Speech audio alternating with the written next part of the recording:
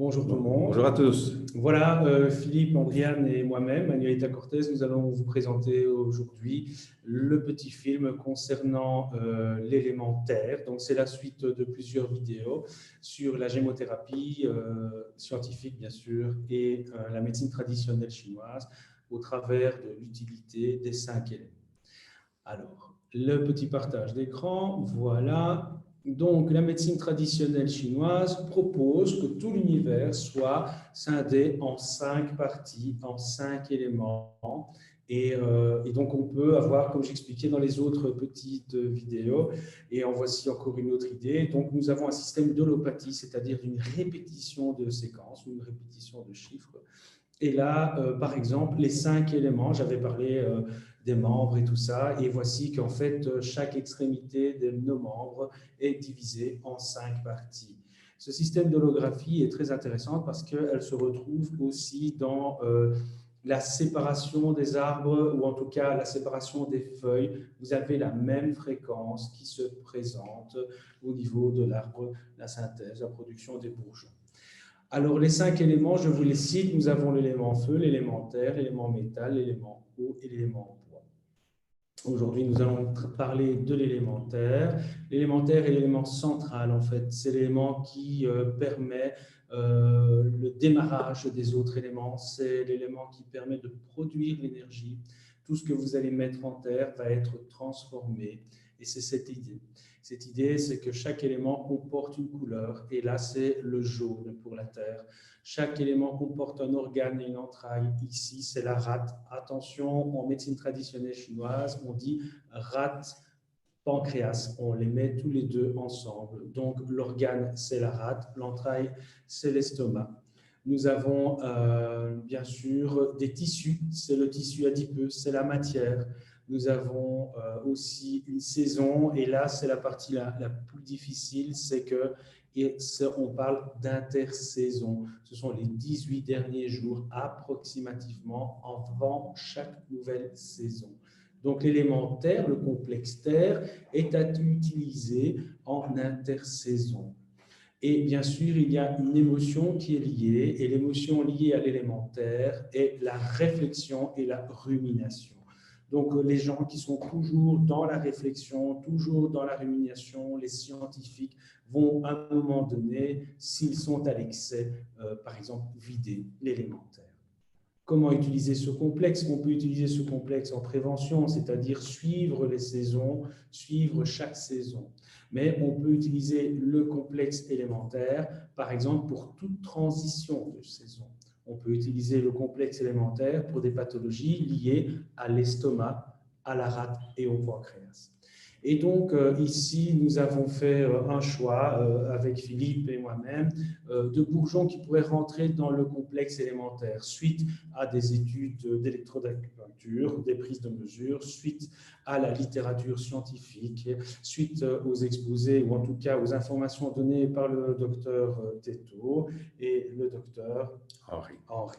On aime bien toujours le remercier à ce niveau-là et le dire à deux. Et enfin, par les flavonoïdes. Voilà, et donc les bourgeons, juste pour un petit rappel, les 4 moments à les prendre sont en été du 15 avril au 4 mai, en juillet du 17 juillet au 5 août, en hiver avant l'hiver du 19 octobre au 16 novembre et avant le printemps du 15 avril au 16 mai. La sélection des bourgeons, bien sûr, myrtillé, pourquoi pas, c'est une bonne idée. Genévrier, là, pour ceux qui connaissent un peu la gémothérapie, diront oui, c'est excellent. Le cassis, on n'aurait pas pu passer à côté et surtout pas du figuier. Voilà, Philippe, je te laisse la parole. Voilà, donc on va un peu expliquer pourquoi on a associé ces bourgeons-là ensemble à la lumière de leur composition, non seulement flavonoïde, mais de leurs propriétés principalement au niveau digestif. Le myrtillé, donc, on va récolter le bourgeon. On le voit ici en train de s'ouvrir. C'est un bourgeon très difficile à récolter correctement. C'est une plante qui est ubiquiste dans les terrains acides, qui occupe, si vous voulez, plusieurs centaines de mètres carrés en tapis continu. C'est une plante aussi très résistante, je vais dire, aux conditions atmosphériques générales. Au niveau digestif, c'est un désinfectant intestinal, au même titre que les REL d'ailleurs. On va le recommander, tout comme le fruit d'ailleurs, dans les diarrhées, les entérites, les dysenteries. C'est un remède des grands ulcères gastro-intestinaux et surtout du diabète qui est lié à l'élémentaire. 2 flavonoïdes, quercétine et acide chlorogénique, valident son action sur le diabète, comme vous pouvez le voir ici. La quercétine également. Donc, le genévrier, lui, exerce une action donc, sur le diabète également. Donc, l'association genévrier-myrtillé est vraiment idéale pour solutionner ce problème, avec 3 flavonoïdes qui sont également mentionnés, présents donc, dans le genévrier. C'est un remède qui va contribuer aussi aux surcharges pondérales. On vous a dit que l'élémentaire, c'est lié à la graisse, c'est lié au tissu adipeux. Donc, les personnes en surcharge vont consommer cet élémentaire régulièrement. Voici ici la quercétine qui est protecteur contre, disons, les problèmes de toxicité au vanadium notamment, et aussi comme antidiabétique majeur. Donc, l'acide protéichique également et les catéchines vont exercer une action anti-inflammatoire sur le pancréas et diminuer l'hyperglycémie. Voici ici encore quelques preuves qui vont vous convaincre de la bonne justification pour le diabète.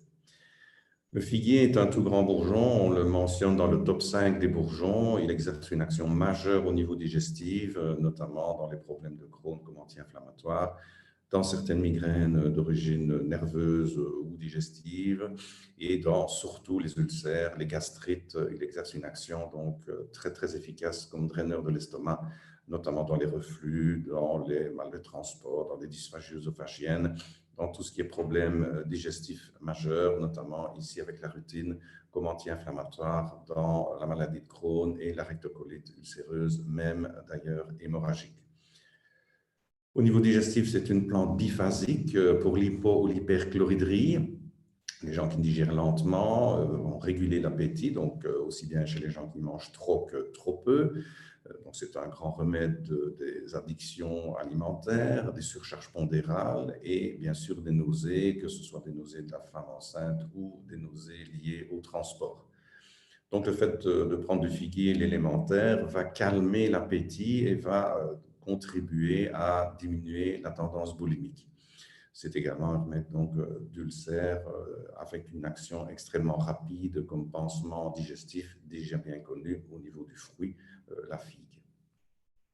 Le cassis travaille également sur le système digestif, principalement comme anti-inflammatoire dans les gastrites, les pancréatites, les colites, les hépatites et l'estomatite. Donc, c'est son action anti-inflammatoire majeure à différents niveaux de l'organisme. Ici, c'est principalement au niveau digestif et il exerce également, comme le figuier, une action intéressante dans les dysphagies œsophagiennes. On sait que le cassis va favoriser l'action des autres plantes qui lui sont associées, raison de plus pour le mettre dans l'élémentaire en fonction donc, de son action principalement anti-inflammatoire. Il exerce également une action protecteur sur le système immunitaire. C'est un polyendocrinien qui travaille sur l'axe hypophysocortico-surrénalien. De ce fait-là, il a été mentionné, notamment par Durafour et Lapraz, comme étant adaptogène et adaptotonique. 3 flavonoïdes confirment ces propriétés.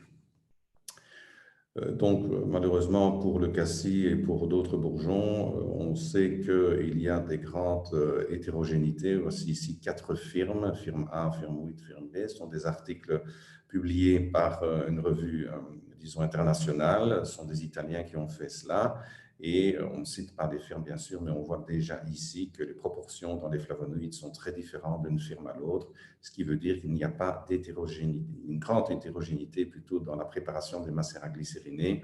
Raison de plus pour demander aux firmes un bulletin d'analyse et un profil flavonoïde certifié. C'est pareil donc pour d'autres bourgeons comme le rosier ou le tilleul. Il y a donc une grande variabilité de la qualité, ce qui fait que voilà, on n'est pas toujours certain de l'efficacité des produits de gémothérapie. Renseignez-vous pour avoir la certitude que, bien sûr, ce que vous avez, ce que vous consommez est valable.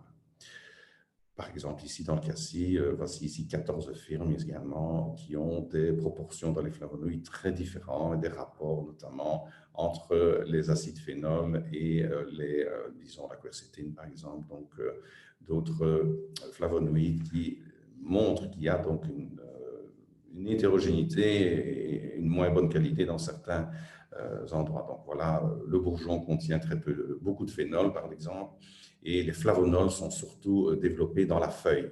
On voit donc cette partie orange, flavanol, qui est très très variable d'une firme à l'autre au niveau donc, des éléments. Je repasse. Donc, tous ces exposés ont été faits en collaboration avec ALTA, qui est l'école de naturopathie au Luxembourg, l'European Shanghai College, qui est une école d'acupuncture dont Manuel est le directeur, et l'Association internationale de gémothérapie, qui a réalisé les mesures d'électroacupuncture ainsi que les analyses donc, de flavonoïdes présents dans les différents extraits. Voilà, je vous remercie de votre attention et vous donne rendez-vous à l'élément prochain. Merci beaucoup.